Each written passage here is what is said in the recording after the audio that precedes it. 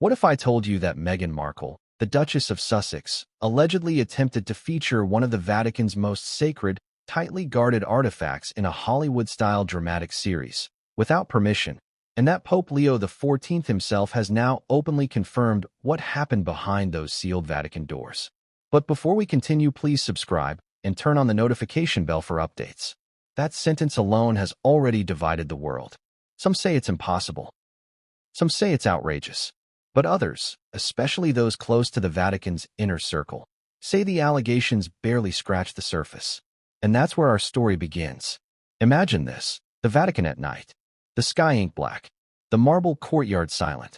Guards pacing slowly under dim lantern light. Inside the Apostolic Palace, miles away from the public's gaze, ancient vaults lie centuries deep, holding relics so sacred that some have never been seen by mortal eyes outside the hierarchy of popes. This is not Hollywood. This is not Netflix. This is not an open museum. This is the Vatican's spiritual core, guarded like a soul. Now imagine a celebrity's production team requesting access. Not for research, not for scholarship, but for a dramatic streaming series. And not just any relic. A specific artifact the Church has shielded for generations. Who would even dare? This is where the story shifts into something more unsettling. Because Pope Leo XIV didn't merely deny the request, he publicly revealed details that sent shockwaves through both Hollywood and Rome. He didn't mince words. He didn't soften the blow. He didn't hide behind diplomatic language. He said enough to ignite a global scandal. And then he said something more, something that no one saw coming. But before we get to that revelation, you need to understand just how bizarre, how improbable, how dangerously bold this alleged attempt was. Because this wasn't just a scheduling misunderstanding. This wasn't a simple request. This wasn't an innocent case of creative curiosity gone wrong. This was something else entirely. Let's rewind. Months before Pope Leo XIV made his shocking announcement, rumors started swirling inside Vatican corridors. Rumors about a foreign delegation requesting access to restricted areas. Not museums. Not libraries. Restricted areas. Areas where even cardinals must request written clearance. To the Vatican staff, that was unusual. To hear that the request came from an entertainment figure was unheard of. Yet one name kept echoing across marble halls: Meghan Markle. People whispered, why her? Why now? Why the Vatican? Was she preparing a documentary? A docudrama? A historical reconstruction? Something religious? Something political? No one knew. But inside the Vatican archives, a clerk, a man who has worked quietly for decades without ever making a ripple, noticed something that didn't sit right. A dossier, a printed treatment, a list of visual references, and in the margins of one page, a handwritten note. We need authenticity. The real thing. The real thing. That phrase was repeated by multiple Vatican insiders, each confirming that the production team appeared to be seeking something the Vatican would never release. Was it a mistake? Was it miscommunication? Was it ambition? Or was it a deliberate attempt to cross a line that the Church has drawn for centuries? And here's the thing you have to ask yourself. Where did Meghan's team even learn about the artifact? It's not public. It's not displayed. It's never been featured in documentaries. It's never been shown to scholars or writers. Its existence, while known, is shrouded in layers of secrecy. So how did it end up in a proposed storyline? That mystery alone is enough to spark 1,000 theories. But this story isn't just about a relic. It's about timing, motives, pressure, branding, opportunism. So let's zoom out. Why would Meghan Markle, a woman fighting to rebuild her public image, facing career stagnation and intense media scrutiny, suddenly turn toward the Vatican? Well, Hollywood insiders say something interesting. Streaming platforms are starving for spectacle. Religious mystery sells. Spiritual thrillers drive clicks. And anything involving the Vatican turns into global headlines. That's the formula. And Meghan, according to multiple sources, was allegedly under pressure to deliver something massive, something provocative, something that would shake the industry. In a world where actors become influencers, influencers become producers, and producers become political activists, the Vatican is one of the last untouched territories of mystery. Combine that with a celebrity who wants to produce something unforgettable, and suddenly you have a combustible mix. But here's where the story becomes downright eerie. Because after the request was filed, a quiet internal debate erupted within the Vatican. Some officials argued that rejecting the request outright might draw attention. Others insisted that even entertaining the idea was dangerous. The disagreement grew so heated that a small emergency committee convened, something that happens only when the Church is forced to respond to seismic decisions. And all of this happened before the Pope said a single word publicly. Inside sources describe priests murmuring in hallways, archivists carrying documents with unusual urgency, and security guards being repositioned without explanation. This was not normal. This was not casual. This was a red alert moment. Because the artifact Meghan allegedly wanted wasn't just old. It wasn't just symbolic. It carried theological, historical, and political implications that could shake the foundations of the Church. So when Pope Leo XIV finally spoke, the world expected a careful, diplomatic clarification. Instead, he delivered something else. He revealed that Meghan's team had indeed approached the Vatican. He confirmed they had made a request involving a sacred object. And then, with calm precision, he said that the Church would never, under any circumstances, allow a relic of that magnitude to be used for entertainment, profit, or spectacle. Those three words, entertainment, profit, spectacle, sent shockwaves across continents. He didn't accuse. He didn't insult. He didn't dramatize. But he said enough. Enough for the media to explode. Enough for Hollywood to panic. Enough for Meghan's team to issue frantic clarifications.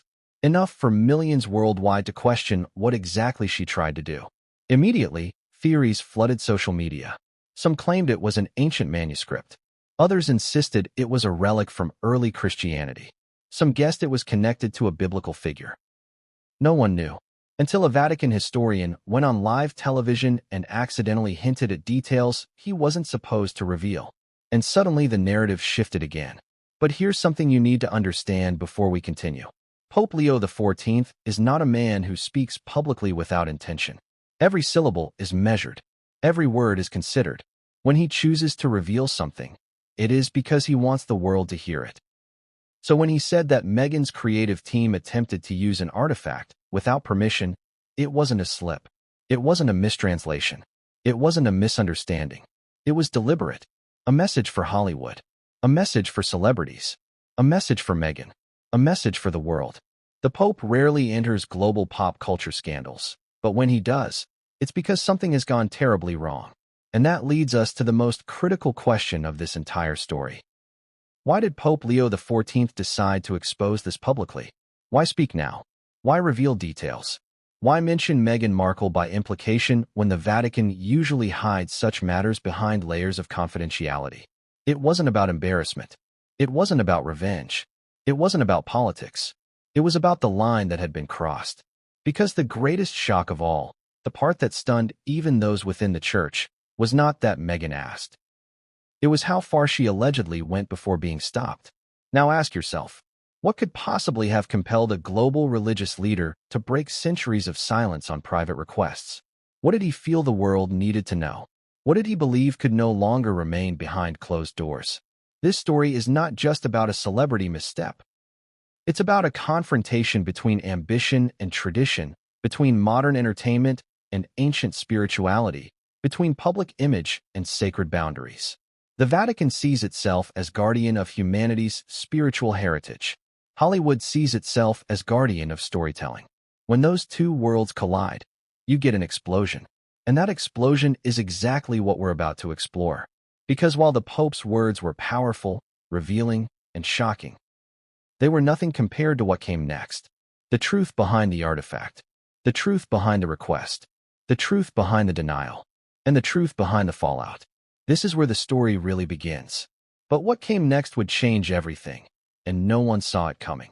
What if the first sign that something was terribly wrong inside the Vatican wasn't a press release, or a leaked memo, or even a direct complaint, but a whisper? A whisper so soft, so uncertain, that even the man who heard it first wasn't sure if he imagined it. Yet that whisper would soon grow into a storm that reached all the way from Rome to Montecito. The Vatican is not a place where rumors spread easily. It is perhaps the most tightly controlled environment on earth. Ancient traditions, disciplined routines, a hierarchy built on silence and obedience. When something disturbs that silence, you notice. And that's exactly what happened on a quiet Tuesday evening, months before Pope Leo XIV made his shocking public remark. A single archivist, an older man named Father Leonardi, was working late inside the Vatican's historical wing. His job was simple: maintain inventory logs, ensure documents were properly stored, and keep perfect order in the labyrinth of climate-controlled chambers that preserve thousands of years of Catholic history. He had worked there for almost 30 years. He had never been startled by anything. Until that night. Because on that night, he noticed something strange. A security guard lingering outside the archival chamber a little longer than usual, whispering on a discreet earpiece, nodding, then glancing nervously toward the inner vault hallway. The Vatican does not do nervous glances. Security guards do not linger. And no one speaks through an earpiece unless something serious is unfolding. Father Leonardi approached him casually, the way a man with decades of routine approaches everything. He asked if there was an issue with the temperature sensors or the humidity monitors. But the guard shook his head and simply said, "We've been asked to increase watch tonight. A delegation is arriving tomorrow morning, and they've requested clearance for areas we don't usually open." Father Leonardi raised an eyebrow. Delegations come often: diplomats, clergy, academics, heads of state. But access to restricted archival areas? That is incredibly rare. "Which delegation?" he asked softly. The guard's answer changed everything. "A cultural media group from California," he said. "California. Not an embassy. Not a university. Not a church. California." Father Leonardi stood frozen. A cultural media group? For what purpose? Research? Film? Negotiation? But the guard wasn't done. "They say they're associated with a public figure," he added. "Someone very well known." The archivist leaned in. "Who?" he asked. The guard lowered his voice even further, as if the marble walls themselves might be listening. "They say, Meghan Markle." Meghan Markle. That name had never echoed inside the Vatican archives. Not in any capacity, not in any context, and certainly not in association with restricted clearance. Father Leonardi felt something tighten in his chest, a sensation he rarely experienced: unease. Why would Meghan Markle, an actress turned duchess turned media personality, be requesting access to one of the most heavily guarded historical caches on Earth? He stepped closer. "For what purpose?" he asked, trying not to sound alarmed. The guard shook his head. "They didn't say," he whispered. "Only that they were preparing a project involving historical material. They insisted they needed to see something authentic." Authentic. That was the word that would later reappear in multiple Vatican reports, echo in Pope Leo XIV's speech, and spark debate across continents. That one word, so harmless in appearance, carried a dangerous implication. They wanted the real thing. Not replicas. Not descriptions. Not scholarly notes. The real thing. Something the Vatican does not allow. When Father Leonardi returned to his desk, he couldn't focus. He kept replaying the guard's words in his mind. Cultural media group. California. Authentic. Meghan Markle. He opened the archive request logs for the upcoming week. There it was, an official request filed under an unfamiliar media company name, accompanied by a sealed letter from a representative. He scanned the attached documents. The production company name was vague, the kind that startups and independent studios often use to hide bigger affiliations. The letter mentioned a creative project exploring religious symbolism, cultural evolution, and historical mystery. Vague. Broad. Suspicious. At the bottom of the request was a list of reference items the team was hoping to discuss. The first two were innocuous: ancient manuscripts, art pieces, historical accounts. But the third item made him stop breathing for a moment. It was labeled only as Restricted Object No. CXX3, a code only a handful of archivists knew. A relic so significant that its file was stored in a sealed cabinet inside a sealed room inside a sealed hallway.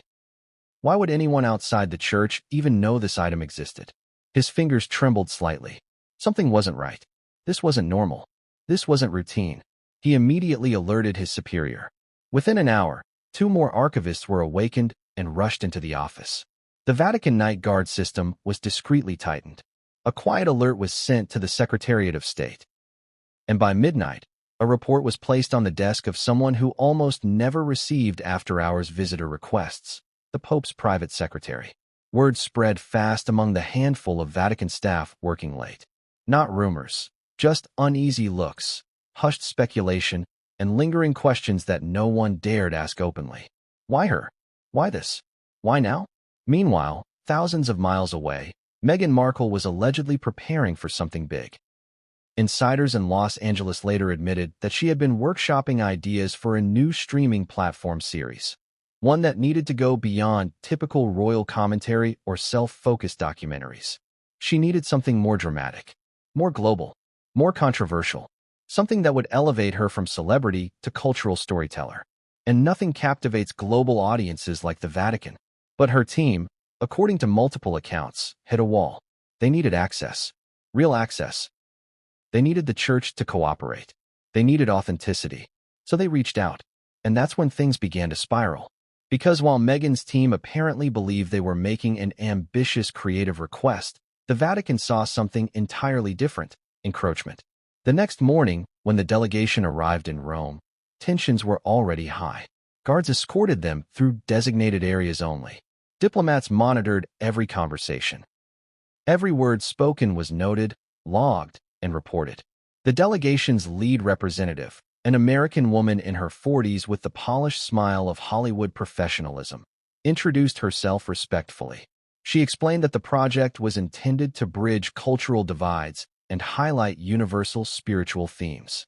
Officials nodded politely, but the Vatican is not swayed by poetic phrasing. Then came the moment that set off alarms. The representative presented a conceptual outline describing a docudrama series centered around hidden relics and forbidden history. The room went cold.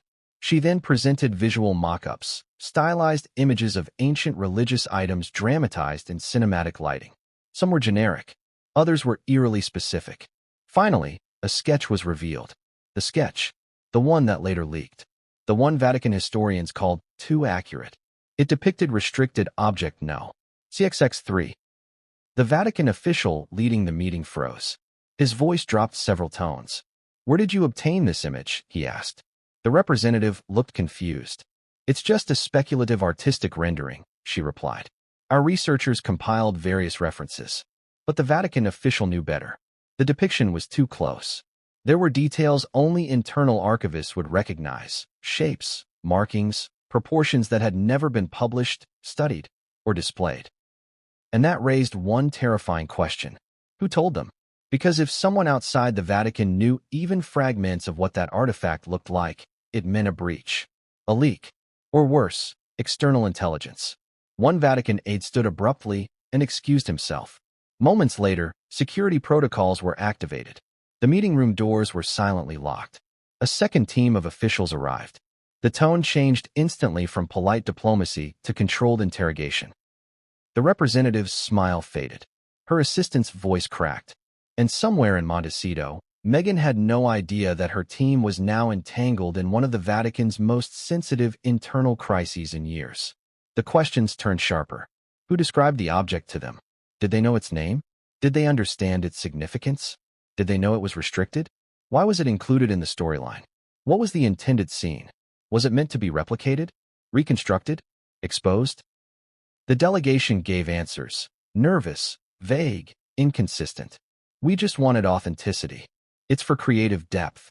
We thought the Vatican might collaborate. We didn't know it was sensitive. We didn't mean to offend." But the Vatican wasn't convinced. Something was off.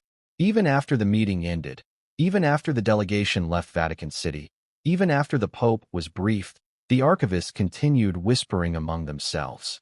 How did Meghan's team know about CXX3? Who leaked information? Was this a simple misunderstanding or deliberate probing? Father Leonardi found himself at the center of the internal reaction. Priests cornered him quietly. Security officers questioned him. Everyone wanted to know how far the delegation's knowledge went. And then something happened that turned whispers into alarms. A junior archivist discovered that someone had accessed a digital index referencing restricted objects, not the objects themselves, but metadata. The access was traced not to an external hack, but to an internal login. Someone from within. Someone with clearance. Someone who had quietly viewed an index they had no reason to open. And timing? Hours before Meghan's delegation request was filed. Coincidence? The Vatican does not believe in coincidences. Suddenly, what had started as a strange request became the center of a full-scale internal investigation. And what that investigation uncovered next, and which Vatican officials tried desperately to keep quiet, would send the scandal to an entirely new level. Because the delegation wasn't just hoping to see the artifact. According to the internal report, they were planning to use it. And the Vatican wanted to know exactly how. What if the entire scandal didn't start in Rome, but thousands of miles away in a glass-walled conference room overlooking the Los Angeles skyline? What if the seeds of this Vatican confrontation were planted not in the quiet corridors of the Apostolic Palace, but in a high-rise office where executives in designer sneakers and espresso-stained mugs listened to a pitch they believed could redefine Meghan Markle's career? Because that's exactly where this story jumps next. Long before the Vatican tightened its security, long before Pope Leo XIV made his astonishing statement, long before the rumors of restricted object CXX3 spread, Meghan Markle's team was in Los Angeles, searching for the next big opportunity, the kind that could reboot a faltering brand and reclaim global attention. Hollywood is a place where careers rise, fall, and occasionally resurrect. But resurrection requires shock. It requires spectacle. It requires something no one else has dared to touch. And Meghan needed exactly that. Her previous documentaries had produced mixed reactions. Critics said she needed something bolder. Supporters said she needed a story with universal reach. Executives said she needed content that cut through the noise. That phrase haunted her meetings for months. Cut through the noise. Because the industry is drowning in content. Celebrities sharing memoirs, influencers producing docu-series, royals giving interviews. Everyone is telling their story. Everyone is monetizing their pain. Everyone is fighting for relevance. So how does one stand out? Simple. You go where no one else has gone. And Meghan reportedly chose the Vatican. The idea didn't begin with relics. Not at first. It began with something much more Hollywood, a spiritual thriller. Sources who later spoke anonymously described the original concept as Da Vinci Code meets modern royalty. Another insider described it as a fusion of religious myth and contemporary identity. A third said bluntly, she wanted something that would go viral. But Meghan knew one thing. The story needed legitimacy, authenticity, a hook so dramatic that people would argue about it for months. And so, according to numerous accounts, she arrived at the meeting with nothing but confidence and a folder full of ambitious notes. The pitch meeting took place at a major Los Angeles streaming platform headquarters, the kind of building where young assistants sprint down hallways with iPads, where executives sit in half-lit rooms surrounded by LED screens displaying analytics, and where decisions about millions of dollars are made in minutes. Meghan entered the room with two producers. The energy was unmistakable, calculated, polished, determined. She had rehearsed every line, every pause, every transition. The executives were curious. Meghan's name still held global weight. A Vatican-themed project had never been attempted by someone of her profile. The novelty alone was enough to get the room's full attention. She began her pitch with a question. What if one of the world's oldest institutions held a secret that could reshape everything we think we know about faith, politics, and power? It was the kind of question Hollywood loves. The room leaned forward. She continued. What if this secret had been hidden not because it was dangerous, but because it was misunderstood? And what if this story could finally be told, not through the church, but through the people? It was bold. It was provocative. It was perfect for television. Her producers followed with a polished 5-minute sizzle reel, not actual footage, but stylistic references. Candlelit catacombs, ancient manuscripts, Vatican corridors, dramatic reenactments. The executives nodded approvingly. But then came the moment that set the tone for everything that followed. One of the producers said, "We want access to real artifacts. Not replicas. Not descriptions. Not interpretations. Real artifacts." The room fell silent. One executive cleared his throat and asked if they meant museum objects, publicly accessible items. The producer clarified, "No, we want what the world has never seen. The things locked away. The ones behind Vatican walls." The executive stared. This wasn't a pitch anymore. This was provocation. But Meghan leaned in, unfazed, and said, "We can secure access. According to multiple sources who attended the meeting, that line triggered whispered side conversations afterward. How could she possibly secure access? The Vatican doesn't allow filmmakers into restricted sections. Even governments struggle to get clearance. But Meghan seemed confident, too confident. One executive later described her tone as assured to the point of secrecy, as if she knew someone on the inside. Another said she seemed oddly certain that she could get permission. A third claimed Meghan said, "The Vatican understands the importance of sharing history in a modern context. They'll see the value." Except they didn't. They never would. But in that moment, the executives didn't know that. They only knew this. The idea was massive, spectacular, risky, and exactly the kind of content that could dominate global headlines. They asked her to elaborate on the relics she had in mind. Meghan hesitated, then opened her folder. Inside were sketches, concept art, visual references. Most were generic. But one sketch, the one that later leaked, stood out. It was drawn in charcoal, with unnerving accuracy, depicting contours and textures that no public reference ever captured. One executive asked, "Where did this come from?" A producer responded, "Our researchers." But Hollywood researchers, no matter how talented, do not have access to Vatican-restricted imagery. This sketch was too precise, too informed. Someone in the room whispered, "This looks real." The meeting shifted. Executives began asking pointed questions they should have asked from the start. How will you get clearance? Do you have a Vatican liaison? What's the source for this imagery? What is the theological framing? Are you prepared for backlash? Meghan responded with confidence each time. It's about storytelling. It's about bridging cultures. It's about truth. It's about sparking conversation. But conversation wasn't the concern. Legality was. Respect was. Protocol was. One executive later wrote in a confidential note, "She wants something the Vatican will never give. She's reaching for a door that has been locked for centuries." That same note would later surface in industry circles after the controversy broke. Still, despite concerns, the executives leaned in again. The idea was too tempting, too tingly, too disruptive, and Hollywood thrives on disruption. They asked Meghan what she wanted from the Vatican. Her answer chilled the room. "Everything they won't show. Everything they won't show." That sentence was repeated by 3 independent sources. The pitch ended with polite applause and a promise. The platform would consider funding the project if she could secure Vatican cooperation. That was the condition. Get the Vatican. Get the money. Which meant Meghan's next move wasn't creative, it was strategic. She needed access. She needed credibility. She needed to talk to Rome. And so, within days, her team began making contact. Not directly with the Pope, of course, but with cultural offices, ambassadors, intermediaries, international scholars. They tried every door, every connection, every pathway. Most said no. Some didn't respond. But one, according to reports, offered a faint opening. A man who had once worked with Vatican-affiliated heritage projects. A man who believed the church needed modernization. A man who thought storytelling could be a bridge. He wasn't high-ranking. He wasn't powerful. But he was connected enough to suggest sending an official request. And Meghan's team took that advice very seriously.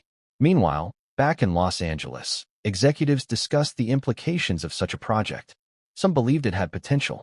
Others feared backlash. But all of them agreed on one thing. If Meghan actually managed to get into the Vatican's restricted archive, even one hallway, even one chamber, the series would be explosive. High-ranking, high-value, high-impact. They didn't know yet that Rome was already uneasy. They didn't know yet that archivists were whispering. They didn't know yet that the Pope would soon break decades of silence on denied requests. They didn't know that the Vatican saw the pitch as something else entirely, an intrusion, a crossing of sacred boundaries. But the biggest shock of all, the part that Meghan's team did not anticipate. They were being watched. The moment the Vatican received her formal request, internal alerts were triggered. Heritage councils were informed. Secretariats were looped in. Even the Pope's advisors began preparing emergency briefing folders. Because if the sketch Meghan's team presented was accurate, it meant someone, somewhere, had told them more than they should have. It meant a leak, or a breach, or something far more dangerous.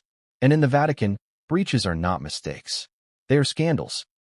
Still, Meghan and her producers believed they were on the verge of something groundbreaking. They believed they were negotiating with a cultural institution. They believed the Vatican would eventually bend. They were wrong. Because while Hollywood executives debated greenlighting the project, and while Meghan's representatives drafted follow-up outlines, the Vatican was already preparing its response. A response that would not be friendly. A response that would not be diplomatic. A response that the world would soon hear delivered personally by Pope Leo XIV. But before that moment came, something else happened, something that shook the Vatican's inner chambers more deeply than the request itself. Someone inside the church confirmed that Meghan's sketch matched the real object. And that discovery forced the Vatican to question the unthinkable. Who told her? Who described it? Who gave her details? Who had betrayed centuries of secrecy? That was the moment the church shifted from curiosity to alarm. Because if Hollywood had access to restricted knowledge, anything could happen next. And what came next would make even the boldest scriptwriter stop and say, "This can't be real." But it was real. And the Vatican was about to uncover the first piece of evidence that would turn the entire situation from unusual to dangerous. What if I told you that the artifact at the center of this entire scandal is something so sacred, so fiercely protected, that even most Vatican archivists have never seen it with their own eyes? What if I told you that Meghan Markle's team didn't just reference a generic relic, but allegedly pinpointed one of the most restricted objects in Vatican history? Because that's the truth Vatican insiders have been whispering. The sketch presented in Meghan's pitch wasn't guesswork. It wasn't artistic imagination. It wasn't inspired by movies or legends. It was accurate, too accurate. And that accuracy sent a tremor straight through the heart of the Vatican's security apparatus. But before we reveal what the artifact actually is, you need to understand something fundamental. The Vatican does not hide things because it wants to appear mysterious. It hides things because some objects carry centuries of spiritual, cultural, and political weight. Objects that have sparked wars, shaped kingdoms, and divided civilizations. Objects that scholars dream of studying. Objects historians beg to access. Objects filmmakers would sacrifice entire budgets for. Objects the Vatican does not under any circumstances, discuss with outsiders. So how did Meghan's team know? How did a Hollywood production group, allegedly researching for a streaming series, manage to sketch something so close to a classified relic that Vatican officials froze when they saw it? To understand the enormity of this scandal, we must go back, far back, beyond Meghan's pitch, beyond Pope Leo XIV's revelation, beyond the archivist's late-night whisper. We must go to the origin of the artifact itself, because it's not just ancient, it's not just priceless, it's not just holy. It's controversial. Some call it a symbol of early Christianity. Some call it an icon of lost theology. Some call it a relic that proves something the Vatican has never addressed publicly. And others, the ones who have seen it, call it dangerous. But let's slow down before revealing its name. Let's first understand how the Vatican guards such items. Restricted Object CXX3, that is what the request listed, belongs to a category known internally as S-Class. Not for secrecy, not for scandal, but for sanctity. These are objects not displayed, not discussed, not photographed, and not handled except by the highest-ranking custodians of church heritage. Access requires 3 levels of approval: a security escort, a theologian present, a formal log signed by a cardinal, and even then, physical contact is rare. Now here's where Meghan's saga becomes even more unbelievable. Because someone on her team didn't just know this object existed, they allegedly knew enough details to draw it. Specific details, proportions, engravings, a curvature that only appears in its authentic design. That kind of knowledge doesn't come from research. It doesn't come from imagination. It doesn't come from leaked manuscripts. It comes from access. Access someone should never have had. The Vatican's internal investigation was blunt in its conclusions. No public source, no academic source, no published archive contains enough detail to allow a drawing this accurate. Which means Meghan's team had either spoken to someone with access, been shown something they weren't supposed to see, or used information acquired through channels far beyond traditional research. The Vatican hated all 3 possibilities equally. But the question that kept breathing down their necks was even more unsettling. Why was Meghan Markle, of all people, interested in this specific object? What did she want to do with it? And why did her series outline depicted in a way that made Vatican theologians panic? To answer that, we need to reveal what restricted object CXX3 actually is. The name alone has been enough to terrify scholars into silence. It is known internally as the Codex Lucas fragment, the fragment of light. To ordinary ears, it sounds poetic, innocent, even beautiful. But to Vatican historians, it represents one of the most sensitive and controversial items ever preserved within church walls. The artifact is a small manuscript fragment, no bigger than a human hand, written in a language combining early Aramaic with a secondary script that has baffled linguists for decades. The document appears to contain teachings or reflections attributed to a figure whose identity is still debated among theologians. Some believe the fragment predates several canonical texts. Others believe it contradicts established doctrine. And others, especially those in the conservative wings, believe it should never be revealed to the public because it would provoke centuries of theological chaos. This is not a relic like a chalice, a bone, or a garment. This is knowledge, information, words, ideas that could reshape or challenge long-standing narratives about early Christian theology. And that is why the Vatican guards it like a lion guards its cubs. The fragment has been kept in the S-vault since the 1700s.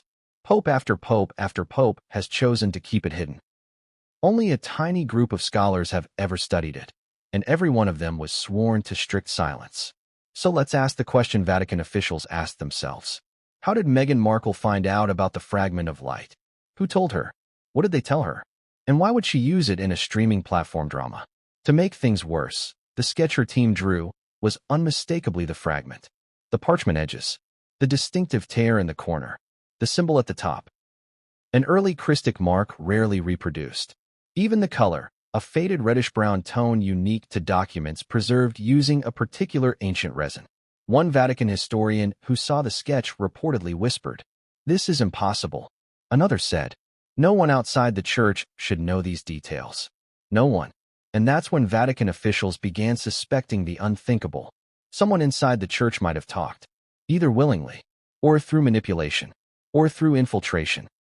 Because let's be honest, Hollywood has money, influence, reach. Meghan Markle, specifically, has notoriety, connections, and global recognition. But influence alone shouldn't have penetrated Vatican secrecy, unless someone wanted it to. Unless someone saw value in exposing the fragment. Unless someone stood to gain from shaking the church. But here's where the story takes an even stranger turn. Meghan's series concept wasn't just about historical relics. It allegedly included reenactments, scenes, interpretations of events not recorded in canon texts, a narrative built around uncovering lost knowledge. And early drafts of her show Bible, which insiders claim to have viewed, contain dramatic scenes involving a fragmented manuscript that unlocks an untold chapter of spiritual history. Sound familiar? Executives who read those drafts described them as intense, controversial, potentially explosive. One executive even said, "This is the kind of thing that starts religious riots if handled incorrectly." And yet Meghan still wanted access, still wanted authenticity, still wanted legitimacy, still wanted the real thing. That alone sent the Vatican into defense mode. Because the Church's greatest fear wasn't that she would show the fragment on camera. It was that she would interpret it, misrepresent it, weaponize it, sensationalize it, use it as a storytelling device instead of a sacred artifact. Because one thing Hollywood and religion never agree on is nuance. Hollywood wants spectacle. Religion demands reverence. You cannot mix the two without something breaking. Now imagine sitting in a Vatican meeting room, dimly lit by a chandelier older than the United States, looking at a charcoal sketch of the forbidden fragment, drawn not by a historian, not by a theologian, but by a Hollywood researcher. The shock would be indescribable. The Vatican official leading the meeting allegedly slammed the sketch onto the table and asked, "Who showed you this?" The delegation denied everything. They claimed their researchers used existing academic materials. But that answer made Vatican officials realize something disturbing. If Meghan's team believed the fragment existed, if they knew enough details to draw it, if they included it in a narrative, then the Vatican had already lost control over the secrecy of one of its most sensitive relics. And they needed to know how far that leak had spread. That's when the internal investigation began. A quiet, intense, emergency probe that swept through the archives like a storm. Digital logs were pulled, entry scans reviewed, conversations reconstructed, emails flagged, old scholars contacted, external influence scenarios explored. What they found only deepened the mystery. Because the login breach they discovered, the one from Chapter 1, was indeed related. Someone had accessed a file labeled CXX3, not the artifact itself, not the textual content, but a metadata index, basic descriptions, preservation conditions, historical notes, enough to inform a sketch, not enough to write a script, but enough to start a fire. And this is where Meghan's request crossed an irreversible line. Because when the Vatican reviewed the document her team submitted, the one outlining possible storylines, they found something chilling. In Meghan's concept draft, there was a scene involving a fragment that contradicts established belief. A fragment, not a relic, not an object, a fragment. The wording matched internal Vatican descriptors. This wasn't coincidence. This wasn't wild guessing. This wasn't artistic liberty. Meghan's team knew something, and the Vatican wanted to know how. But more frightening than the accuracy was the intention, because the draft scene treated the relic not as a sacred object, but as a dramatic prop, a catalyst for conflict, a narrative device. To the Vatican, this was sacrilege. To Hollywood, it was excellent storytelling. And that is where the two worlds collided in the most catastrophic way. Because the Vatican's immediate response wasn't to deny access. It was to escalate. Immediately, the Pope was notified. Security was tightened. Records were sealed, and a quiet panic began to spread. Meghan's request had done more than annoy the Vatican. It had exposed vulnerability, a leak, a breach, a violation, a threat. The Church had managed to keep the fragment hidden for centuries. And now, a streaming series had sketched it. But the most terrifying detail of all, the detail the Vatican tried to hide until Pope Leo XIV finally addressed it, was the possibility that Meghan's team had planned to depict the fragment being discovered, translated, and exposed on screen. Imagine that. A Hollywood series presenting its own interpretation of a secret theological text, one the Vatican has protected since the Enlightenment. Imagine the outrage. Imagine the uproar. Imagine the political fallout. Imagine the theological chaos. That is why Pope Leo XIV eventually spoke publicly. That is why the Vatican took unprecedented action. Because Meghan hadn't just wandered into forbidden territory. She had stepped directly onto the Church's most guarded fault line. And the Vatican had no choice left. It had to respond. But the response, sharp, clear, unmistakable, was nothing compared to what they discovered next. Because someone had recorded something. Not words, not documents, not sketches. A sound, a moment, a piece of audio that would turn the entire scandal from concerning to explosive. And that audio would be the Vatican's biggest shock. Yet, if you think the Vatican was shocked by Meghan's request, you're only half right. Shock was the surface emotion. Beneath it was something far more dangerous, urgency. A sense that something unprecedented was unfolding. Something that demanded immediate containment before the incident spiraled into a global narrative the Church could not control.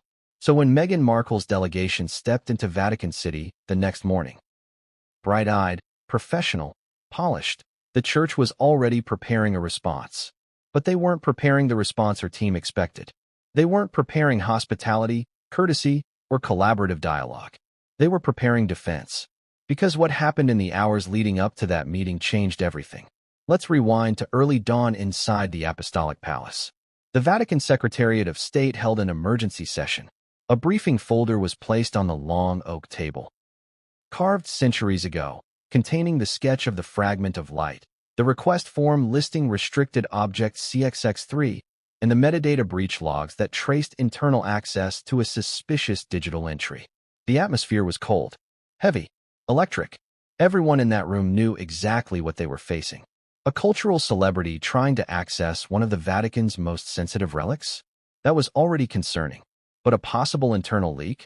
A breach involving the fragment of light? A Hollywood team creating a visual sketch with details known only to custodians? That was a crisis. So the Church devised a strategy that morning.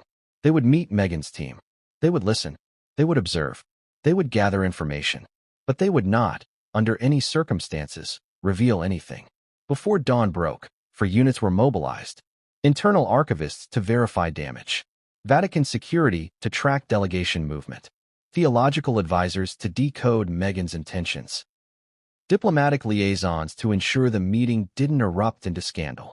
By the time Meghan's plane was descending over Rome, dozens of Vatican officials already knew her itinerary. They knew her hotel. They knew where her team planned to eat. They knew the timing of her arrival.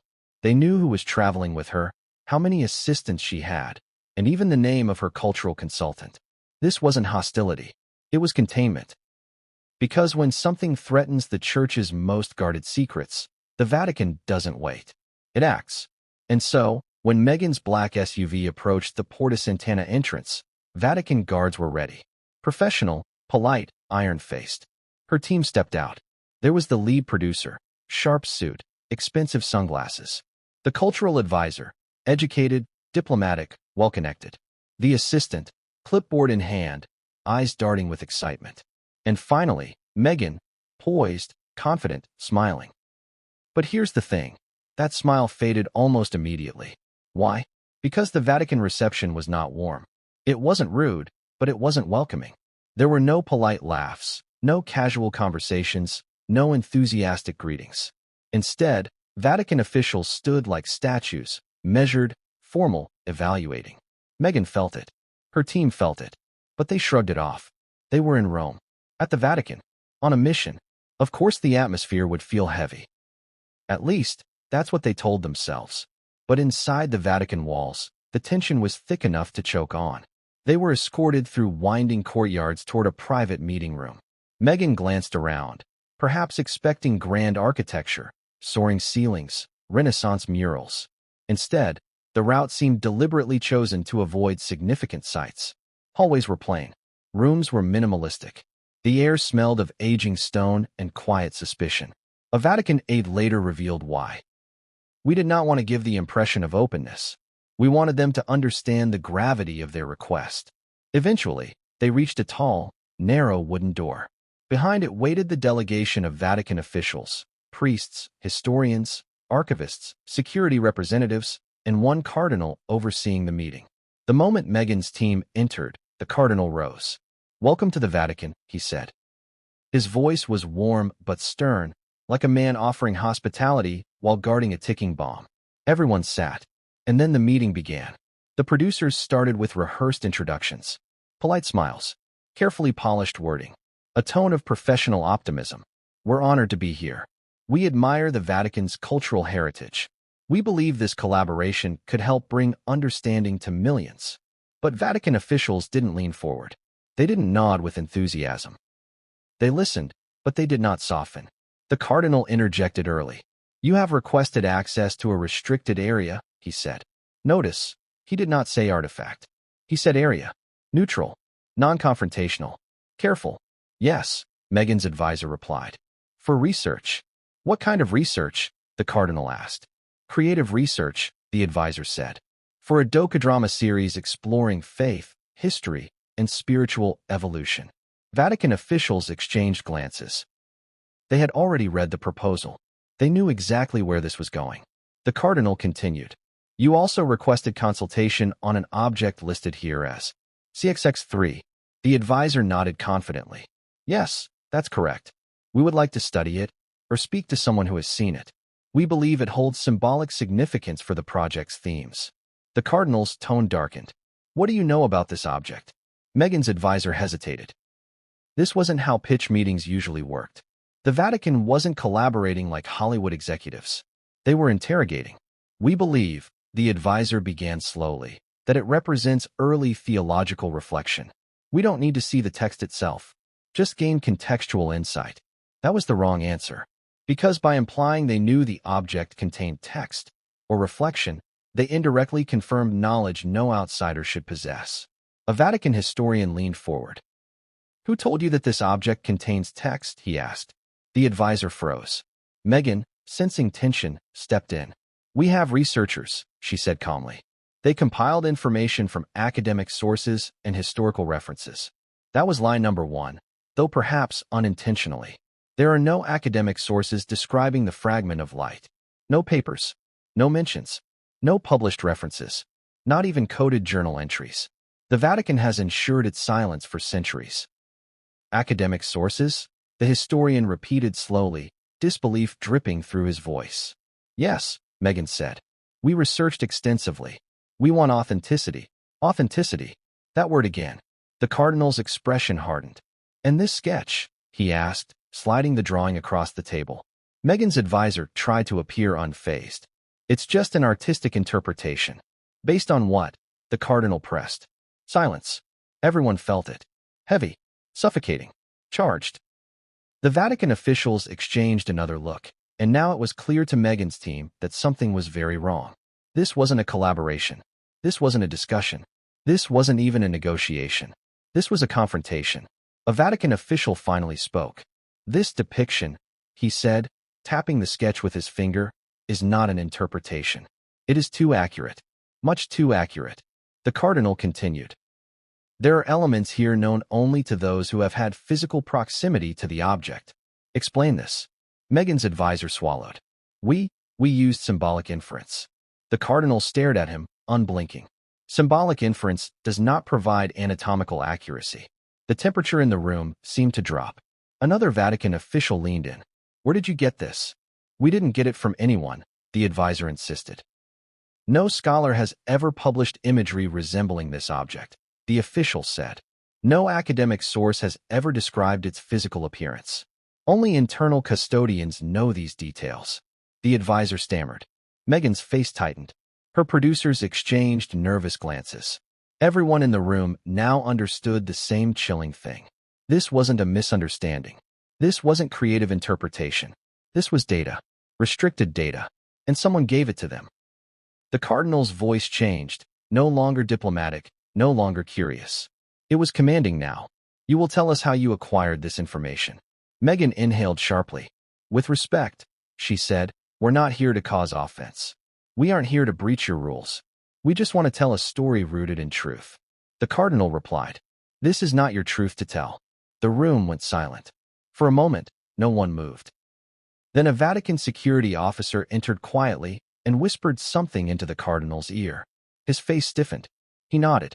And with that, the meeting began to unravel. The cardinal closed the folder and placed both hands on the table. This audience is concluded, he said calmly but firmly. Meghan blinked. Concluded? She asked, stunned. Effective immediately, the cardinal continued. Your request for access is denied. All access. To all items, archives, and personnel. What? Why? Her advisor protested. Because your materials indicate knowledge that should not exist outside this institution, the cardinal said. Knowledge that was obtained through means we must investigate. The producers tried to argue. They insisted it was all scholarly inference. They insisted the sketch was creative imagination. They insisted they didn't know anything forbidden. But the cardinal cut them off.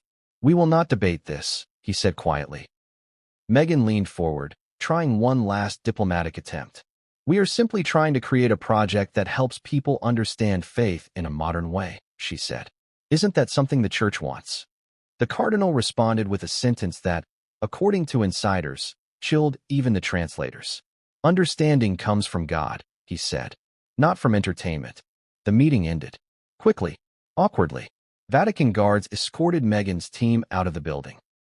Not rudely, but firmly, meticulously, deliberately. They were not allowed to roam, not allowed to explore, not allowed to linger.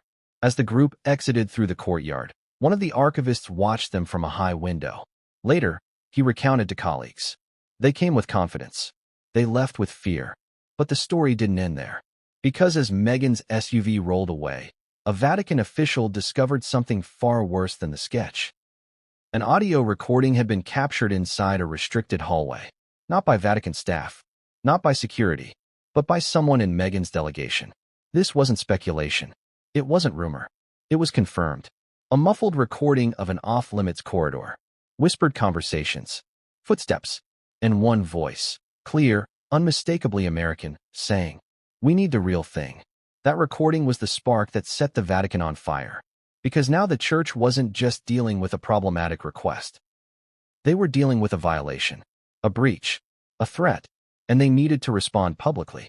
But nothing, not the sketch, not the breach, not the recording, prepared anyone for the next moment. A moment where Pope Leo XIV himself decided to step forward. And the words he spoke would become the greatest shock of all. You would think the Vatican vaults are the kind of places you see only in movies. Grand stone corridors, golden arches, glowing torches, echoing footsteps. But the truth is far more unsettling. They are silent, cold, minimal, mechanical, nothing glamorous, nothing theatrical, just layers upon layers of steel, reinforced stone, humidity controls, and guarded checkpoints built not for aesthetics but for protection. Protection from what? From time, from deterioration, from tampering, from curiosity, and from people, especially people who do not understand the gravity of what rests inside. Meghan Markle's delegation never got close to the artifact they came to see, but the Vatican would later uncover something far more alarming. Someone in her team managed to record near the vault hallway. That alone was enough to trigger one of the largest internal sweeps in years. But before that discovery, before the leaked audio, before the Pope's bombshell statement, there was a moment, just a moment, where Meghan's team believed they were on the verge of a breakthrough. They had been escorted through a restricted section of the Vatican buildings, not into the vault, but near enough that they could sense its importance. The air felt different, heavy, as if the centuries were watching, as if the walls themselves held their breath. If you've never been inside a high-security archival space, you might not realize how intense the atmosphere can be. There is no casual laughter, no small talk, no hum of everyday office life. The Vatican restricts these areas to essential personnel only. You don't tour them. You don't photograph them. You don't even speak loudly inside them. Every footstep echoes. Every movement feels monitored. And for good reason. Because behind those steel doors, doors reinforced with internal locking mechanisms designed during the Cold War, lie objects the Vatican has vowed to protect until the end of time. Some relics evoke beauty. Some evoke holiness. But others evoke fear. And the fragment of light, the artifact Meghan's team allegedly referenced, falls into that third category. But before we get to that, let's step into the moment when Meghan's team found themselves walking a corridor most humans will never see. According to internal accounts, the cardinal leading the delegation did not intend to show them anything. The corridor itself was never supposed to be part of the walkthrough, but Meghan's team insisted on seeing the research environment. They wanted visuals, context, atmosphere, the kind of sensory detail that would elevate a series from mediocre to masterful. The cardinal hesitated, but he complied. After all, the meeting had not yet crashed into conflict. The confrontation was coming, but not yet. At this moment, tension simmered beneath the surface, but diplomacy still held. Meghan's team followed the cardinal down a long hallway lit by small, recessed fixtures. The air was cool, clinically controlled. Humidity regulation monitors blinked along the walls. Cameras watched silently from corners. As the delegation walked, one of the producers whispered, "This is incredible. It already feels like a movie set." A Vatican security guard turned sharply and said, "This is not a movie set." That moment should have been a warning. But the delegation, accustomed to the casual informality of Hollywood, didn't grasp the gravity of those words. They didn't understand yet that they were walking through one of the most sensitive zones in the Catholic world. And then, something happened that would later become the most scrutinized detail of the entire investigation. The recording.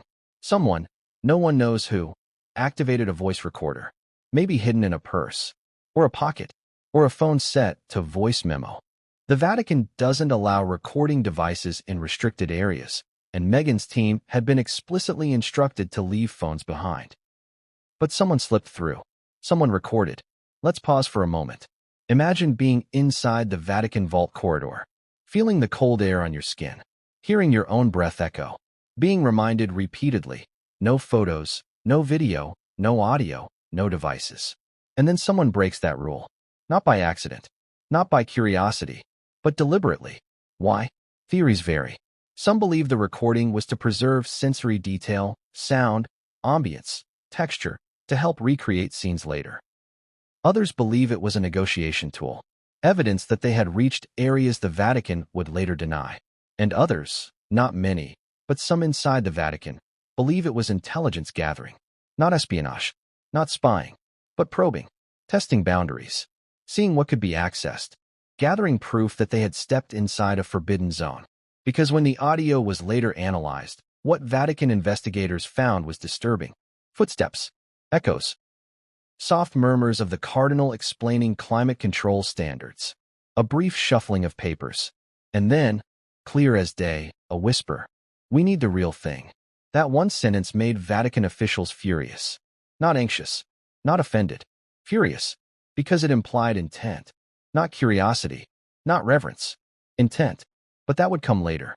At this moment in the story, before the confrontation, before the shutdown, before the Pope's speech. The delegation still believed they were moments away from achieving their goal. As the cardinal stopped before massive steel doors, Meghan's advisor asked, "What's behind this?" The cardinal replied calmly, "This is the S-Vault." He did not elaborate. He did not say what was inside. He did not say what the Vatican had hidden there. But the advisor pressed, "Is this where the manuscript is kept?"